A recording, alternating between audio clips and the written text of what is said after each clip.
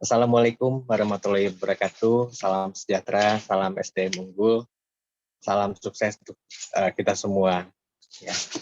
Ibu dan Bapak sekalian, khususnya para mahasiswa, bahwa membangun kualitas SDM di pasca pandemi COVID-19, bagaimana kita telah pelajari bersama dari sesi Ibu Lianawati Hartono, memerlukan kombinasi, saya simpulkan, antara strategi dan antara karakter yang terkait dengan kebiasaan, yang terkait dengan pola pikir, dan ini memerlukan kita untuk bisa melakukan penyesuaian-penyesuaian. Tepatnya kita memerlukan not reacting to change, but anticipating the change. Ya, kita sama-sama menghadapi perubahan demi perubahan yang terjadi dengan cepat, dan perubahan ini membuat kita tidak lagi bisa sama di dalam melakukan sesuatu, tidak lagi bisa sama di dalam bekerja, bertindak, dan melakukan berbagai hal. Teman-teman, saya ingat filosofi dari yang pernah kita kenal mengenai SDM, yaitu if you want 1 year of prosperity, grow green. If you want 10 years of prosperity, grow trees. But if you want 100 year of prosperity, grow people. Jika kita ingin 1 tahun kemakmuran, tanamlah rumput. Jika kita ingin 10 tahun kemakmuran, tanamlah pohon. Tetapi jika kita ingin 100 tahun kemakmuran atau lebih, kembangkanlah manusia. Ini sebuah visi pengembangan SDM yang bagaimana kita bisa tetap survive, keluar dari pandemi COVID-19 dan makin berkibar, makin berkilau pasca pandemi COVID-19. Kita di sini bisa lihat ya, indeks pembangunan manusia tahun 2019 ini sebelum pandemi COVID-19 ya, di mana di ASEAN Indonesia berada pada nomor 5 ya. United Nation Development Program menilai keberhasilan pembangunan suatu negara, salah satunya adalah dari indeks pembangunan manusia. Nah, kita lihat juga bandingkan dengan negara-negara lain, ya, di mana Indonesia memiliki jumlah penduduk yang banyak. Ini bisa menjadi sebuah keunggulan, sebuah potensi, tetapi tanpa dikelola dengan baik, ini bisa menjadi hal yang tidak begitu positif ya, karena kita tidak dapat memanage dengan sebaik mungkin dalam kondisi yang sangat baik begitu. Nah, mungkin di perusahaan kita tahu kadang-kadang bahwa jumlah yang crowded, misalnya di kolam renang, kalau terlalu banyak orangnya, mau bergerak dari satu tempat ke tempat lain itu malah banyak hambatan ya. Tapi apabila lebih kadang-kadang lebih terkelola dengan baik, jumlahnya tidak terlalu berkelebihan, tetapi tepat, ini akan lebih efektif malah ya. Nah, saudara teman-teman sekalian, di sini ada yang mengatakan bahwa corona kills everything, dan banyak sektor-sektor yang kemudian tumbuh juga pasca dan karena corona, seperti digitalisasi yang selalu terjadi ya, terutama pandemi COVID-19 ini mempercepat digitalisasi. Nah, teman-teman sekalian, Bapak Presiden Republik Indonesia, Bapak Joko Widodo, mengatakan bahwa pembangunan SDM tetap menjadi agenda prioritas kita. Indonesia perlu bisa memanfaatkan bonus demografi dan siap menghadapi disrupsi teknologi. Kita perlu menyiapkan SDM yang produktif, inovatif, dan berdaya saing global dengan tetap mengamalkan nilai-nilai Pancasila, berakhlak mulia, dan menjaga jati diri budaya bangsa.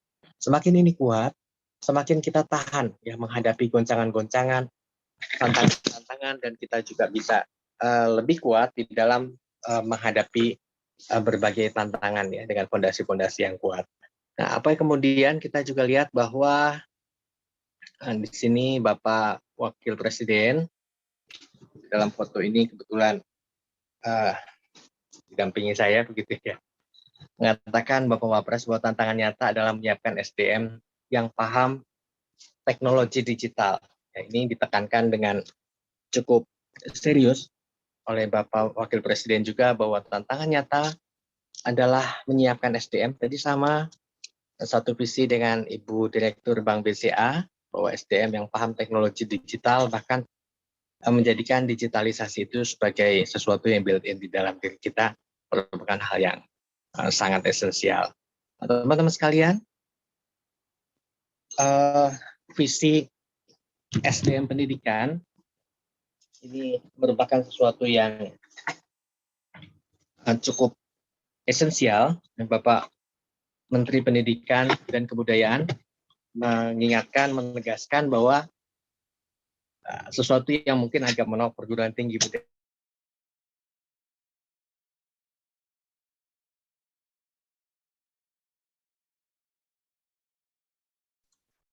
Mohon maaf, Pak Roy, sepertinya freeze. Pak Roy, apakah masih tergabung dengan kami? Bapak Menteri. Oh iya, baik.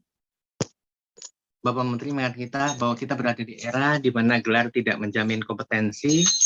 Kita juga memasuki era di mana kelulusan tidak menjamin kesiapan berkarya dan bekerja. Kita memasuki era di mana akreditasi tidak menjamin mutu. Dan kita memasuki era di mana masuk kelas tidak menjamin belajar. Ini situasi yang berbeda dengan kondisi sebelumnya, di mana dulu gelar menjadi tolok ukur keberhasilan, semakin tinggi gelar maka semakin disegani. Nah saat ini gelar setinggi apapun ketika kita tidak betul-betul memiliki kompetensi yang diinginkan atau yang diperlukan oleh dunia kerja maka kita akan tertinggal. Teman-teman semua setuju. Saya mohon nanti bantuan panitia agar slide saya bisa diteruskan karena ada gangguan listrik di sini. Oh iya, baik, Prof. Roy. Pak Saifur atau tim operator mohon dibantu untuk di-share PowerPoint dari Prof. Roy. Terima kasih banyak lanjutan ya. Ya. Saya bisa lanjutkan sudah di-share. Pak Menteri. Terima kasih banyak. Nah, teman-teman sekalian, betul, dapat sekali. Kita ke slide berikut. Nah, teman-teman, kita menghadapi tantangan yang berbeda. Ya, Indonesia akan semakin maju dengan sumber daya manusia berkarakter, cerdas, memiliki kompetensi, dan berdaya saing di tingkat global maupun di tingkat nasional. Nah, saudara-saudara sekalian, izinkan saya memaparkan dengan mudah-mudahan dengan cara yang mudah dipahami tentang ilustrasi kecerdasan apa yang sangat penting untuk kita miliki pasca pandemi COVID-19, yaitu IQ, EQ, SQ, dan AQ. IQ itu intellectual quotient, EQ adalah emotional quotient, SQ spiritual quotient, dan AQ adalah assertivity quotient. Nah, Bu Dekan, Bu Ani Wijayanti, izin saya akan memberikan ilustrasi tentang 3 orang tukang batu. Ya, ada 3 orang tukang batu yang mereka sama-sama membangun satu tempat yang nantinya akan dipakai untuk tempat pendidikan. Kepada 3 tukang batu ini ditanya pertanyaan yang sama, ya Mas, Abang, Akang, Beli, apa yang sedang dilakukan? Nah, tukang batu pertama menjawab bahwa saya sedang bekerja sebaik mungkin agar penghasilan keluarga kami bisa layak dan anak-anak saya nanti saat saya berkeluarga bisa sekolah dan bisa kuliah di sekolah dan kampus yang terbaik. Tukang batu pertama ini tinggi pada dimensi IQ atau intellectual quotient.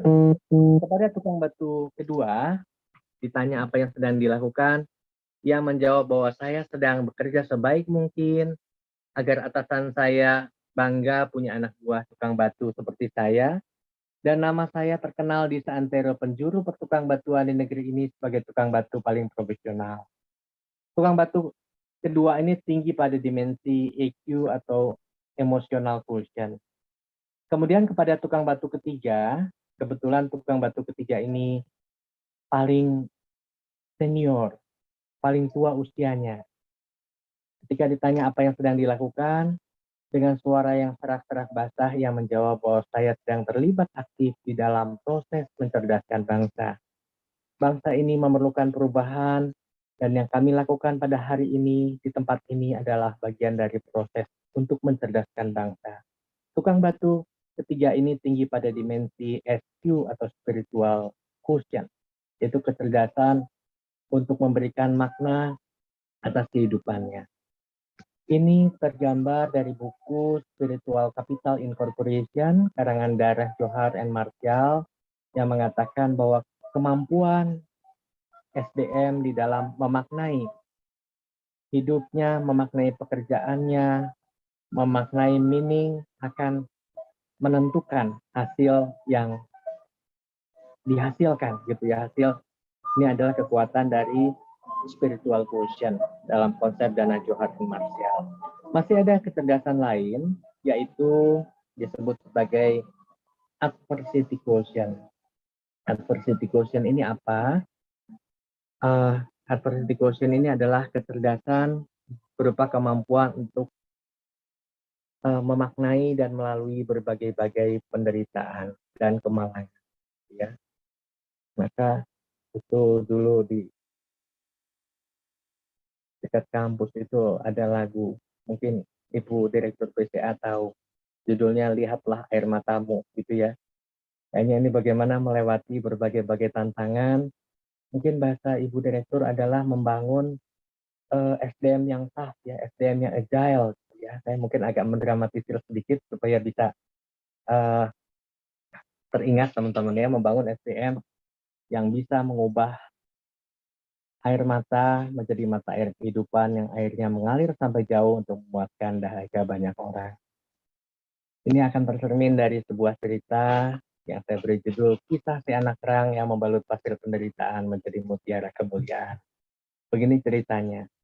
Pada suatu petang yang sendu, seekor anak kerang datang mengadu dan mengeluh kepada ibunya, yaitu ibu kerang, karena sebutir pasir kerikil bagai sembilu telah memasuki tubuhnya yang merah dan lembek.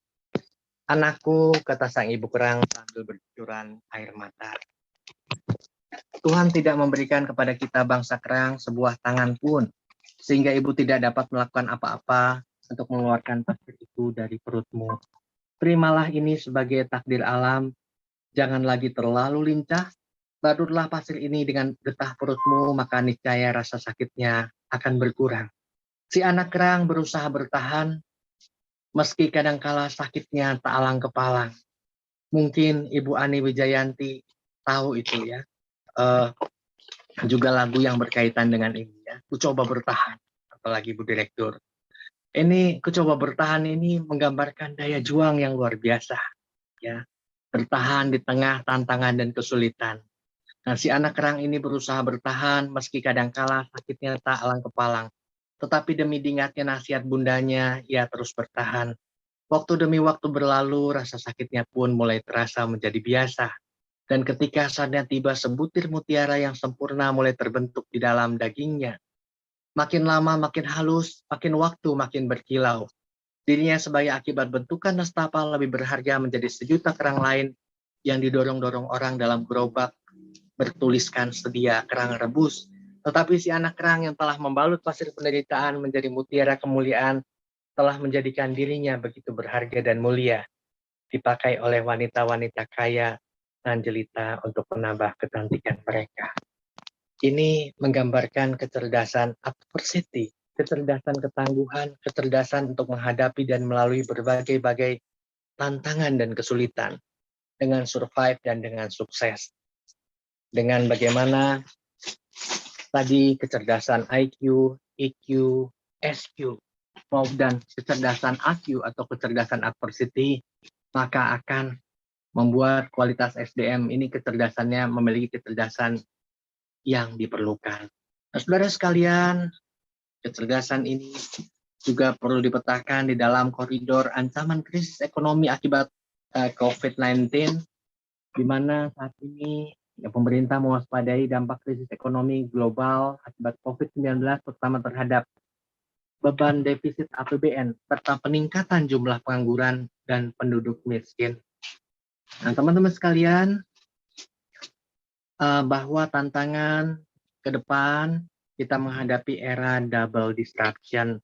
Yang dimaksud dengan era double disruption adalah disrupsi double, di mana kita pertama adalah menghadapi era disrupsi, di mana berbagai penemuan-penemuan baru, inovasi-inovasi baru, justru melemahkan pemain-pemain besar Ini kalau teman-teman tahu pada sekitar menjelang tahun 2000 itu ada pendapat dari John Naisbitt dari Alvin Toffler ya, berjudul Global Paradox. Ya. The bigger, semakin besar ekonomi dunia, semakin besar peranan pemain-pemain kecil. Nah, di dalam era disrupsi, pemain-pemain besar itu dengan mudah diisi oleh pendatang baru, ya. Dan ini berlaku di seluruh sektor di seluruh dunia. Nah, maka Bank BCA banyak sekali berinovasi menyesuaikan dengan perkembangan teknologi dan kemudian memberikan kemudahan ya. Saya itu sangat senang, Bu Liana, walaupun dana saya tidak terlalu banyak konglomerat, tapi saya hari ini datang di BCA menanam deposito uang saya, katakanlah 500 juta. Besok kalau saya di bank lain, saya mau ngambil 2 hari lain, ini tanggalnya belum jatuh tempo, dapat sanksi dipotong. Saya di BCA enggak apa-apa. Dipotong enggak kan gitu ya. Loh, ini bagus ya. Ini bagian dari menghadapi era disrupsi. Ya, BCA ini walaupun banyak yang menawarkan bunga dia tidak bisa menggoyang laut yang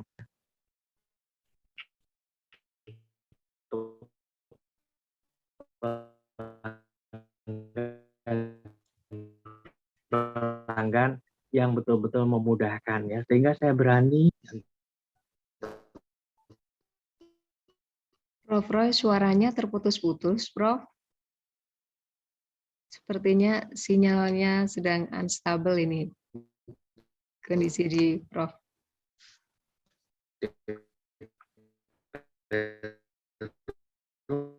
Rumah dan sebagainya tanpa potongan apapun. Ini ada. Oke. Bisa lebih bagus ya. Di double disruption kita menghadapi situasi yang tidak pernah sama lagi, dan situasi ini kemudian membuat kita tidak bisa merespon tantangan global dengan cara yang sama ya, sehingga diperlukan kemampuan adaptability to change, kemampuan not reacting to change but anticipating the change, kemampuan untuk melihat dengan cara pandang baru, kemampuan untuk membuat bagaimana kita bisa merubah apa yang tidak pasti, merubah situasi uncertainty menjadi real.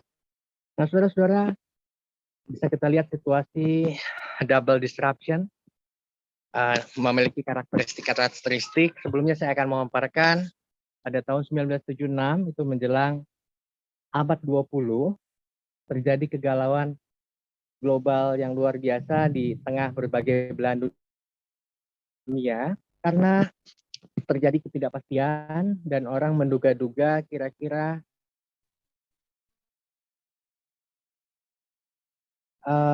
era ya. Pada saat itu ada orang yang dianggap bisa memprediksi masa depan dengan cukup baik, disebut sebagai futurolog. Yang pertama adalah Alvin Toffler, dan futurolog kedua adalah John Naisbitt ya. Alvin Toffler dan John Naisbitt ini diprediksi dilihat bisa memetakan masa depan dengan cukup akurat berdasarkan tren pada masa lalu, berdasarkan tren sebelumnya. Toffler mengatakan begini 1976, sebelum saya lahir juga, bahwa now increasingly recognize that the constant one now is uncertainty and the certain one now rapid change. Dan selanjutnya Toffler mengatakan bahwa the relative stability and predictability of business are being replaced by uncertainty, complexity, and rapid change, and intense global competition, rapidly changing in technology, economic fluctuation, shifting demography, and other dynamic conditions require the companies to be adaptive and swift. Nah, perubahan yang terjadi di segala bidang, termasuk di era pandemi COVID-19, yang tentu saja memiliki karakteristik yang berbeda ini, antara lain situasi lingkungan bisnis ini menjadi banyak perbedaan. Apa saja? Pertama adalah situasi unpredictable, tidak mudah diprediksi, uncertainty, tidak pasti, unmeasurable, tidak mudah diukur, uncalculate, ya, tidak mudah dikalkulasikan, unforeseen, ya, tidak mudah terlihat ya, unsafety. Kita tidak mudah membaca bahwa apakah situasi pandemi COVID-19 ini betul-betul membaik. Ya, pasti membaik dan bisa diprediksi trennya. Ya, ternyata ada beberapa kesalahan dan ini situasi yang khusus ya, sehingga dunia bisnis perlu melakukan prediksi-prediksi yang tidak bisa dalam terlalu panjang, tapi diperlukan SDM yang memiliki agility yang luar biasa, memiliki keunggulan, daya tahan, adaptabilitas yang sangat luar biasa, ya, sehingga bisa bersama-sama perusahaan keluar dari krisis. Nah, kira-kira tenaga yang SDM yang agile, SDM yang adaptif, SDM yang bisa memandang positif, ya ini bagian dari soft skill. Selain kemampuan untuk bisa mengerjakan juga dengan sesuai ketentuan dan bisa merespon tantangan ya. Bisa juga perusahaan banyak yang senang karyawan yang dikatakan bisa bekerja di bawah tekanan ya, bisa tetap produktif di tengah berbagai situasi. Izin boleh dibantu ke slide berikut. Nah, teman-teman sekalian, bahwa tantangan, nah kita lihat big data ya, tantangan big data ini di mana formula-formula perilaku konsumen ini kemudian bisa dijadikan dasar di dalam melakukan prediksi tren bisnis dan bisa memetakan berbagai hal untuk keputusan-keputusan bisnis. Kemudian era Internet of Things, segala sesuatu menggunakan digitalisasi, bahkan kita bisa bekerja dari berbagai tempat, ya, kita bekerja di berbagai tempat, berbagai situasi, dan sekarang layar screen ini membuat orang bekerja dari pantai juga tidak terlihat bahwa dia sedang berlibur gitu ya, yang penting produktif. Nah, teman-teman sekalian, bahwa kemudian slide berikut ya, pada era berikut machine learning ya. Mohon maaf Prof. Roy, waktunya 5 menit lagi Prof. 5 menit lagi boleh ya. Baik ya. Ini memerlukan kita selalu adaptif ya, selalu memiliki cara pandang positif ya. Saya meyakini bahwa dengan SDM yang memiliki cara pandang positif terhadap segala hal, maka SDM tersebut bisa bekerja, berkarya sebaik mungkin di dalam segala situasi. Ya, ini memberikan kekuatan bagi kita. Mungkin boleh ke slide ini ya. Di kompetisi SDM berubah, cara kerja yang cepat, kemudian penggunaan IT yang masif tentu memerlukan tenaga yang memiliki kemampuan demikian. Nah, selain itu diperlukan SDM yang bisa agile, SDM yang memiliki pola pandang positif tadi. Ini akan saya rumuskan sebagai bagian dari penutup dengan sebuah puisi. Ya, judulnya Ku Sambut Dengan Cinta. Puisi yang dibuat oleh Okmandino. Okmandino adalah seorang penerbang tua yang di dalam masa tugasnya sebagai penerbang bisa melalui berbagai penerbangan yang tergolong berkategori sebagai penerbangan badai krisis, penerbangan mission impossible, penerbangan yang sulit dilakukan oleh orang-orang lainnya. Tetapi Okmandino selalu berhasil mengatasi tantangan yang begitu berat apapun gitu ya. Tetapi melihat spirit hidup dan cara pandangnya yang tergambar dalam puisi ini, puisi yang berjudul Ku Sambut Dengan Cinta, maka tidak mengherankan bahwa Okmandino ini memiliki keunggulan yang luar biasa. Ku Sambut Dengan Cinta, Life Philosophy by Okmandino. Aku mencintai matahari karena ia menghangatkan tubuhku. Dan sekaligus aku juga mencintai hujan karena ia membersihkan jiwaku. Aku mencintai terang karena ia menunjukkan jalanku, tetapi aku juga mencintai gelap karena ia memperlihatkan bintang-bintang padaku. Aku menyambut sukses karena ia membawa rezekiku, tetapi aku juga tidak menolak rintangan karena ia memperkokoh batinku. Aku mencintai raja-raja karena mereka anggun dan mulia, dan sekaligus aku juga mencintai orang kecil karena mereka adalah kekasih Tuhan. Di atas segalanya, kucintai diriku sendiri dengan cermat, kuperiksa apa yang masuk ke tubuh dan jiwaku. Aku mencintai orang-orang kaya karena banyak derma mereka. Dan aku juga mencintai orang-orang miskin karena tulus sikap mereka. Aku mencintai orang-orang tua karena banyak dan tinggi hikmat mereka, sekaligus aku juga mencintai orang-orang muda karena tinggi semangat mereka.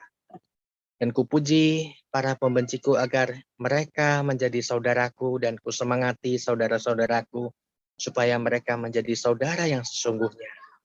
Nah, teman-teman sekalian, puisi sederhana ini yang ditulis oleh Okmandino, yang kemudian Okmandino ini menjadi penasehat beberapa kepala negara di dunia, menginspirasi kita walau badai menerjang, walau tantangan selalu datang, walaupun ada ketidakpastian, unpredictable era, uncertainty, unmeasurable, unsafety, complexity, ketika kita bisa memandang dengan positif, dengan optimis, dan bukan hanya lebih pada apa ya, belum hanya di permukaan, tetapi ini embodied di dalam diri kita, maka SDM Indonesia tangguh bisa mengatasi berbagai-bagai tantangan. Kecerdasan intelektual yang dilengkapi kecerdasan mengelola emosi, kecerdasan spiritual, ya, itu kecerdasan pemaknaan, kita tahu Menses for Meaning, dilengkapi dengan kecerdasan adversity. Saya menjadikan SDM Indonesia tangguh melewati krisis dan bisa menjadi SDM berdaya yang diperlukan oleh dunia kerja, bahkan bisa membuat Indonesia unggul dalam visi Indonesia Emas dan turut serta dalam pencapaian SDGs, Sustainable Development Goals. Terima kasih kepada teman-teman semua, kepada pembicara pertama yang juga sangat banyak menginspirasi saya, Ibu Lianawati Hartono, Ibu Lianawati Suwono, kepada Ibu Dekan, kepada para pimpinan Universitas Bina Sarana Informatika. Salam perubahan untuk sukses luar biasa. Selamat sore.